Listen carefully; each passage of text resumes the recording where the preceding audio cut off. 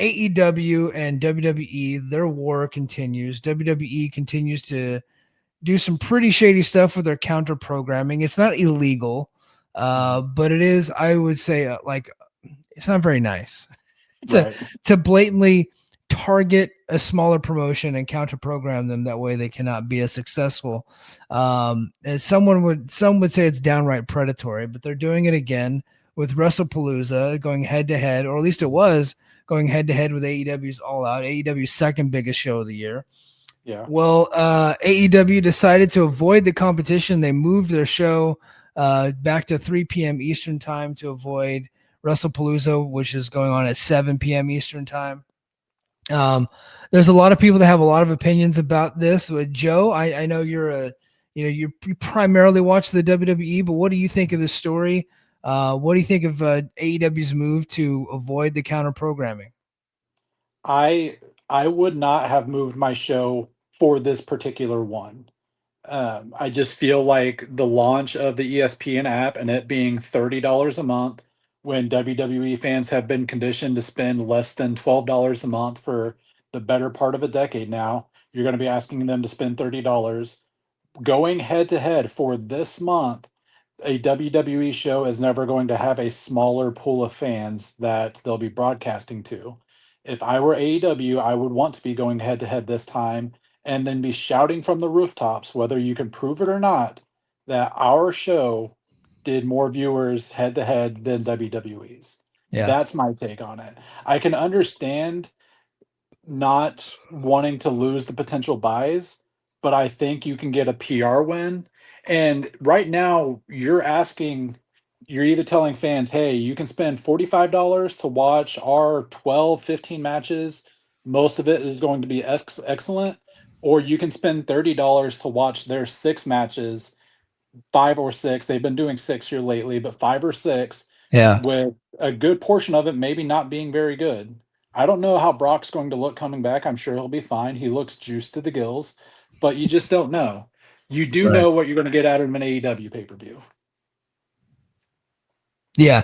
AEW pay-per-views are pretty much like they're always very top tier as far as the action Yeah, goes and the matches go. I don't think anybody serves their fans better than AEW. yeah, You AEW fans rarely leave their shows disappointed. I know there was some issues when the Death Riders were on top, but even yeah, then, like a lot of times they had several good matches on the undercard to kind of make up for the disappointing main event. right. Um, I agree with you, Joe. Not for the same reason. Like I do get the fact that there's going to be a lot less people watching this show because of the platform that it's on for the WWE Wrestlepalooza. Although I don't know what the numbers are for the new ESPN app. I get the feeling they can't be doing too bad because a lot of people are going to get that app with their subscription. Not YouTube TV though.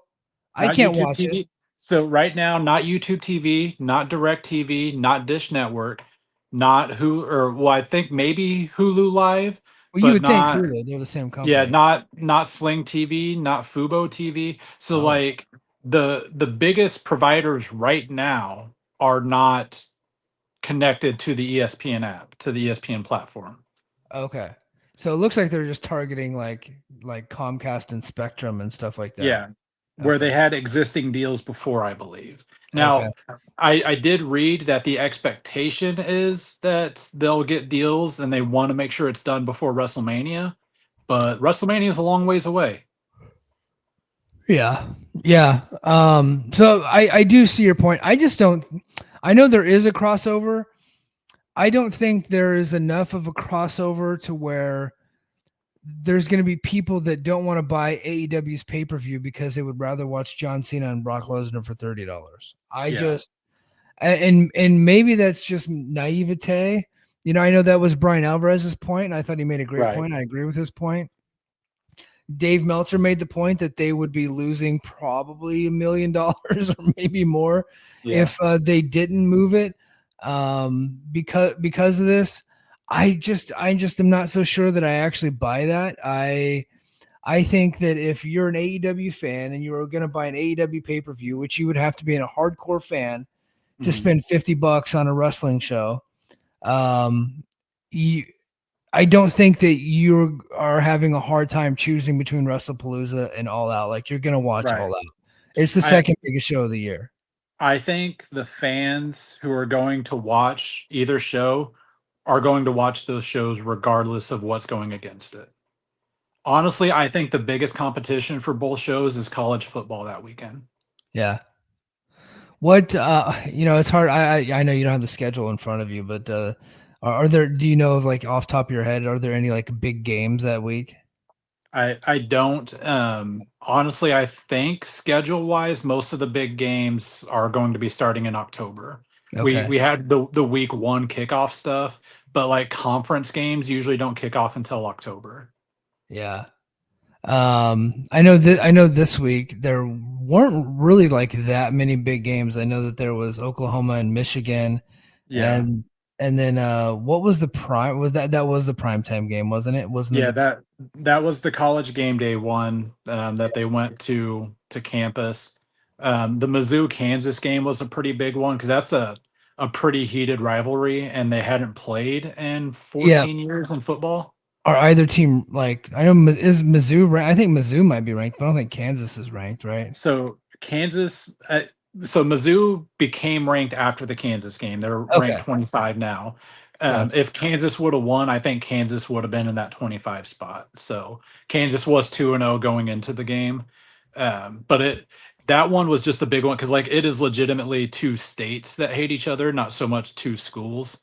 So there were some big games, but we're kind of really into the point where the schedules are going to be pretty soft until October. Yeah. But college football is still very big because you've got, what, 75 games every Saturday. Hmm. Each of those games are probably going to do 200,000 to 2 million. So that's really, I think, the bigger competition for both shows as opposed to competing against each other.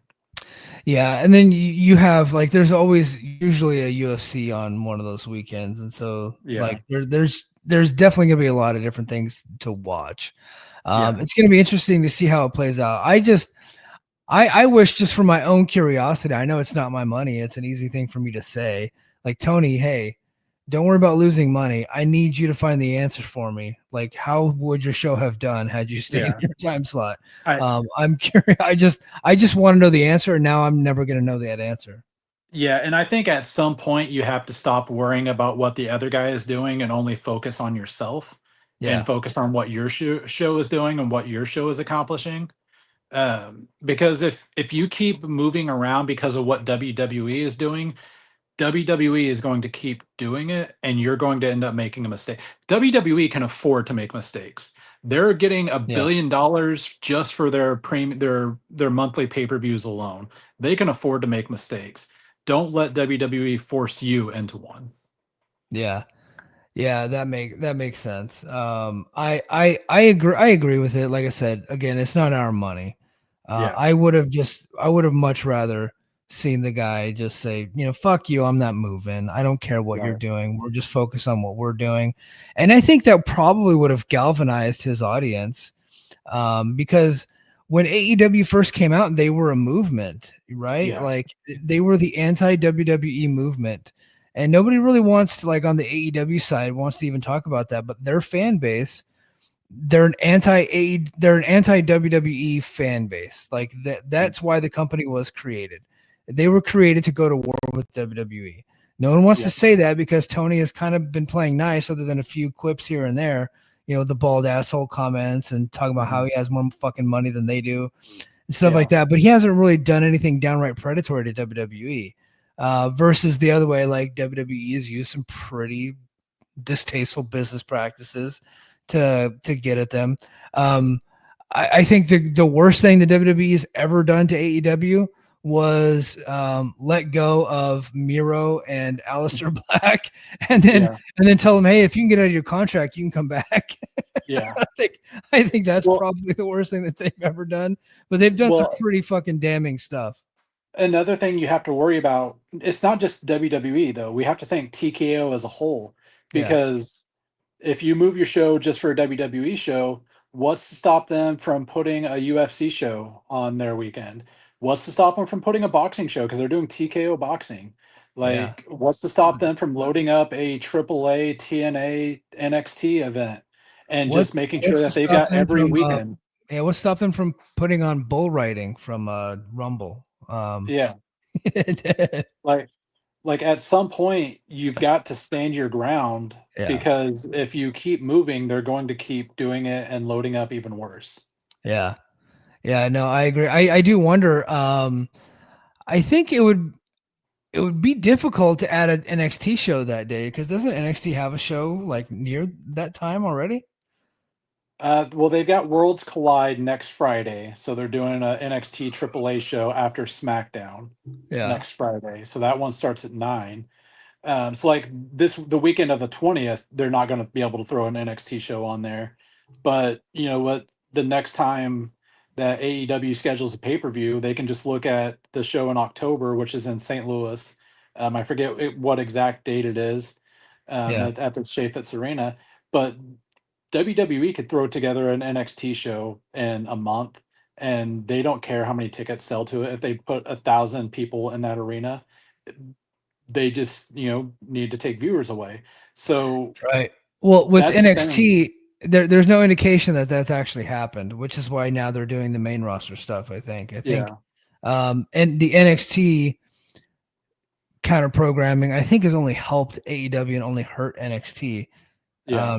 But now you got Wrestlepalooza, which is a much bigger thing, Hmm. which Brock Lesnar and John Cena is a huge match. So I think Yeah. the thought is that that would actually do some damage, which that's the prevailing thought. Obviously, they moved the show.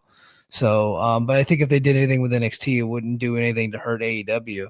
It would be curious to see if they put on a AAA show with some main roster stars, if that would have done it. But Yeah. again, they got a show the previous week, so I don't think they can do that. But Well, maybe they'll call up TNA and say, hey, TNA, go to the Impact Zone and crank yeah. out something, do something. Well, and AEW announces their pay-per-views so far out enough. Like I said, I don't think it would be much for them to want to throw a UFC on the same weekend. Yeah, And just tell, and especially when UFC gets on Paramount next year, where they could probably be a little bit more flexible with what time they start, because they're not having to worry about pay-per-view buys at that point. It's just going to be on the right. subscription service. So if AEW is announcing their pay-per-view dates 2, 3, 4 months in advance, I think the October one, I'm drawing a blank on what the name of it is, but I think that one was announced 2 months ago. It's not going to take much for them to be able to just say, "Hey, we'll throw a UFC event and see, just put you up against it and see who watches what." Yeah, I think the October is a Wrestle Dream, I think is what it's called. Wrestle Dream, yeah, But you know what? I don't see Dana White fucking wanting to play that game. Like Dana White has never really like went out counter programming his competition. That just was not his deal. I don't think that he would play ball. I could be wrong. He just doesn't he's like very much a no bullshit type of guy. Like he doesn't like to play those kind of games. He's the guy like the best thing he did to his competition to kill them just besides buy them, right? Like when they yeah, became for sale. Like they got sued because UFC went in and bought those promotions. yeah, The worst thing that he ever did to keep the fighter pay low and to keep his thumb on his competition was to just not negotiate with his fighters whenever it came to contract negotiations and just let them walk into Bellator and let them walk into yeah, PFL. Say, okay, you can get that, go get it, see what happens. And then they go there and sometimes they win, sometimes they lose, but nobody fucking watches. And yeah, that was the worst thing that he's done to his competition, obviously, besides buy them. I just don't know that he would play those fucking games. We haven't seen that yet, where there was like targeting, counter programming from the UFC side, but for sure we've seen it with I mean now WWE NXT, and I think that we'd be yeah, seeing it from AAA. And if they could get their if they can get more power and influence over TNA, I could see them trying to do that with TNA too. yeah. I with UFC, I'm more thinking of the possibility when they get on Paramount, Okay, because I think with UFC, they were less willing to do that because they were dependent on buy rates. right, When they're on Paramount, they're not going to be so dependent on buy rates. So, I mean, yeah. well, there's no more buy rates. It's just on a streaming service, and Which just which TK as a thank God whole. for that. Yeah, yeah, absolutely. That is a long time coming. But TKO as a whole is a group of assholes. I mean, Nick That's true. Khan, Dana White, Ari Emanuel, those are all like sleazy assholes. They're very good at their jobs in terms of making their companies money, but they're sleazy assholes. That's why they got where they are. Yeah, I just, you know what I mean. But when it comes to the MMA side of the house, like if UFC did not want PFL on ESPN, they wouldn't be there. You know what I mean? Yeah. I just haven't seen them do anything like that. They let John Jones go to a PFL show and like be Mhm. on camera and do a face to face with Francis Ngannou, right, to promote a fight that was never going to happen. They let Conor Yeah. McGregor be part owner of bare knuckle fighting and go to their shows, and they have some big Well, shows. Like they don't really care as long as they're not fighting. They haven't really yeah, done but much of the counter programming type stuff. yeah, but those two names you also mentioned are also guys that they know for a fact are never going to fight in the UFC again. Like they know Connor's not fighting again. They know John's Yeah, not fighting again. yeah. Yeah, but it's still their IP, right? Like, and Yeah. they still allowed it to happen.